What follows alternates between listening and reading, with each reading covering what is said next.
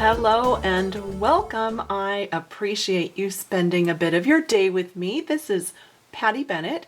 I blog at pattystamps.com and I'm super excited about this framed Christmas art piece. I also have a second one. I have two of them. This one is a 5x7 frame and this is an 8x10. And I just thought there were so many fun little parts to these that it might be great to share those with you in a video. So these are all Stampin' Up products. I am a Stampin' Up demonstrator. The frames, of course, I did purchase at a craft store, and yes, this was already distressed, but you could distress it if you want. And I just wanted to show you the whole reason that started this project was one morning I woke up and I thought about this piece of designer paper. Yeah, by the way, I do dream, eat, sleep, breathe Stampin' Up products. Okay, so I did wake up thinking about this. And this is in the Halloween Night designer series paper package. On the other side, it has these spooky fun little Halloween houses. But on this side, you see this brick wall. And I was thinking, oh my gosh, that would make such a fun background for a little scene. And I was envisioning the fireplace and the stockings and the tree. And I started to die cut all these things. And before I knew it, I had a ton of pieces. In fact, as you can see, I had enough to make two. So I thought I would go through a few of the things on here and show you exactly which Stampin' Up supplies I used. So let's start with this larger one, and let's start down here and we'll just go towards the right. So the cute little gingerbread houses are from the Candy Cane Lane Designer Series paper package. Little gumdrops on the other side. I just simply used my paper snips and cut out a couple of the houses and put them down here. You'll notice the adorable little gingerbread men outside their gingerbread houses, and those are from the Stampin' Up Christmas Trinket Embellishment Pack. There are 3 different embellishments in here, and one of them is this cute little gingerbread man. However, he has a little ring at the top of his head so that you can thread a ribbon or baker's twine or something and hang it. But I didn't want them to have a little ring on their head. So I just grabbed my heavy duty wire cutters and I put it in right there at the top of his head. I know, and I just cut it, and then you can see that he doesn't have that ring any longer. So then you can use a glue dot or the multi-purpose glue, and you can attach it to your project. So I thought that was kind of a fun tip for you. And I did add Wink of Stella on the snow. Probably isn't showing up here, but that is a fun little addition. So let's move over here and talk about the fireplace. You can see that there are 2 different sizes of fireplaces on the 2 different pieces. So a smaller scale on the 5x7 and a larger scale on the big one. I used the Hearth and Home framelit for the fireplace. If you simply put this piece through the Big Shot on a piece of cardstock, you're going to get this, and you'll just pop out those 4 rectangles, and basically you have a window, which you can see up here that I cut out of gray cardstock. So you can use this as a window. But if you use your paper snips and you simply take out the window dividers here that make the 4 panes, then you can use this for something else. And I decided to use it for the fireplace. Inside the fireplace, you can see that I have kind of a brick background.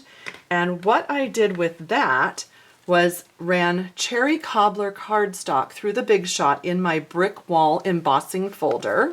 So when it comes out, it looks like a brick pattern. And then I used my white craft ink pad, and I protected my surface with some of our grid paper, and I turned the pad upside down and I streaked across the bricks. so that you just get a little bit of a distressed look to those bricks. I really liked the result. When you put your hearth or your fireplace on top, you can find which area you'd like to use. I simply used my paper snips and I just went under there and I cut so that it would only fill up inside the fireplace. So again, you can kind of see that there in the background. Now you may be wondering, how do you make it bigger? If you have this piece, how do you make a large fireplace? So let me show you that. So when you grab your Hearth and Home window die cut and you place it on top of your cardstock, let's pretend like that wasn't cut. I already cut this so I could show you. So you place it on top of your cardstock, and when you want to run it through the Big Shot, you take your plate and you just place it over about 3/4. So do you see that my plate is ending here? You run that through the Big Shot, so now it's only going to cut from there up. And then you move your die down, and again you just cover up about 3/4 of it and you run it through the Big Shot, and then it's going to give you this. So you have a taller piece. Now this, of course, you could use as a taller window, you could use it as a door, but I decided to use it as a taller fireplace, and I just simply snipped out all of those little window pane pieces to create the taller fireplace.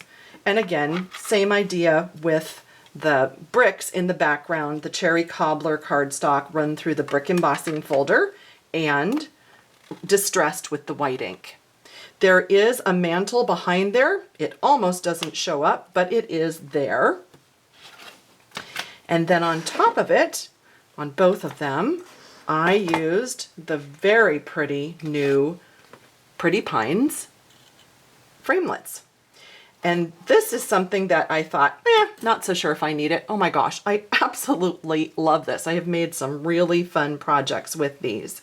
So I just cut in 2 different colors of green, the various pine bough pieces, and placed them on the mantle.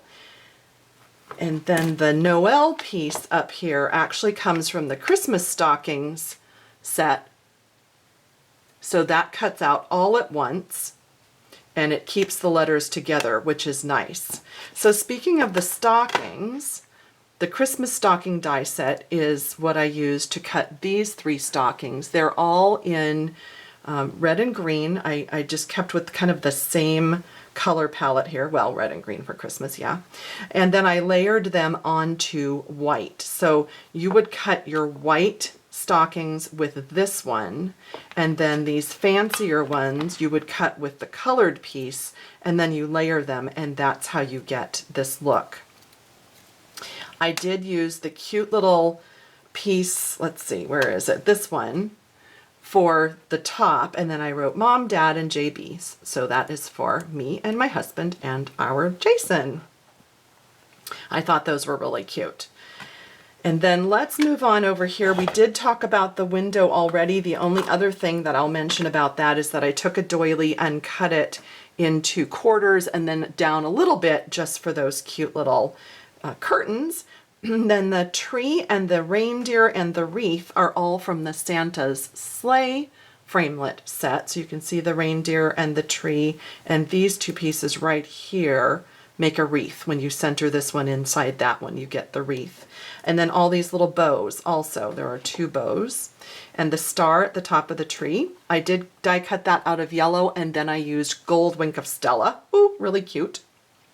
All of the presents are from the same Candy Cane Lane package as this. I just cut random little squares or rectangles, and this is a super easy way to use up your scraps as well. The bows on these presents are from the Holly Punch. I also on the smaller one here, used it in glimmer paper for the bows for that as well. Really pretty. And I put one up here. So cute. So let's finish up by talking about this one. I wanted to talk to you about how I made the logs and the little stockings. And those are in the Santa's sleigh framelit pack. So right here, that's where you get the little stocking, because I wanted this to be a smaller scale. And I had scraps from the Warmth and Cheer paper. They were just sitting there and I thought, oh, those would be cute because they look like little hand knit stockings. So that is what I did for those. I thought they were super cute. This tree is in the Presents and Pine Cones paper pack, I believe. I just die cut with this tree die and cut out the printed paper so that it already has some little berries, holly berries, and some pine boughs on it.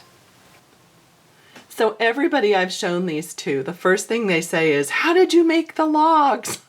So I thought I would end this video with a quick tutorial to show you how I did that. To create these logs, I used a few supplies, as you can see. The hardwood background stamp, soft suede ink, crumb cake ink, Cajun Craze ink, a couple of sponge daubers, paper snips, and a couple of Stampin' Up markers. I also did it's hard to see in this one because I covered up almost all the floor, but down here I actually do have a floor as well, and that is with the hardwood background stamp, the soft suede ink, and some, you can use, really any tan colored paper. I think this one is crumb cake, and I will show you how I made that. I think this hardwood background stamp is probably my most used background stamp. I love this stamp. I've used it for fences and gates and all sorts of things. So now we're going to create a floor, and then I will show you how I created the logs after I had stamped some floor. So I just simply took my soft suede ink pad, and I didn't want this to be super, super dark. And so I'm just kind of barely tapping ink, and I'm just gonna sort of smooth the ink across there. And you definitely want to protect your surface because there's extra ink on here. So I'm using the Stampin' Up! Grid sheet, and I'm just going to stamp down. And then this is kind of where you do ab crunches because you push down really good on the stamp to make sure that it gets inked onto the paper. And for the floor that goes all the way across, I just stamped that again. So you can see here on the larger one, again, that floor, that hardwood floor goes all the way across down there. So after I had stamped a piece like that to use for the floor, I thought, I could probably use this to make logs. So let me show you what I did. So I've got my paper trimmer here. You could use scissors to do this, but I elected to do my paper trimmer. I cut about a 2-inch long piece. This can be any dimension, and then this can be really any width that you want. I'm gonna do little 1/2-inch pieces. And of course, wood logs aren't even, necessarily uniform. So even if you had scraps or something, you could just use whatever you want. So I've got those 3 pieces to work with. So the first thing that I'll do then, after they're cut into little lengths, is just to round the edges, the ends, excuse me. And I actually put this into a punch to round it, and I thought, oh, that's silly. You can cut that. That's not that hard.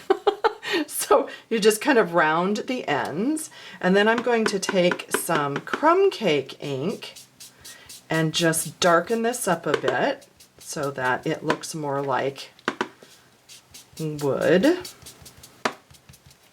And then I've got Cajun Craze, and I don't want to solidly put ink on there. I'm sort of just haphazardly dabbing a little bit, and then I'm going to go back and burnish in some crumb cake ink. And this just gives it just sort of a, a different feel than just the plain one. And then I pick one end, and I'm going to take a chocolate chip marker. You could use any darker colored marker you want. And I'm just going to sort of mirror that end right there so that it looks like you're looking at an end. And then I have got my crumb cake Stampin' Right marker to darken that end. That was all there was to making those logs. Very simple. You can make them any shape, size, width, whatever you'd like. But that was it, just that magical hardwood background stamp and a few sponges and colors of ink, and I thought that turned out really cute. So what do you think? Do you like these? Are you gonna make one? These are so fun. Just start die cutting lots of pieces, and I'd be happy to help you with an order if you'd like to order any of the supplies in my online store. Just go to pattystamps.com and click shop online, or leave me a comment if you need help with your order, and I'd love a thumbs up if you enjoyed the video. Thanks so much for joining me.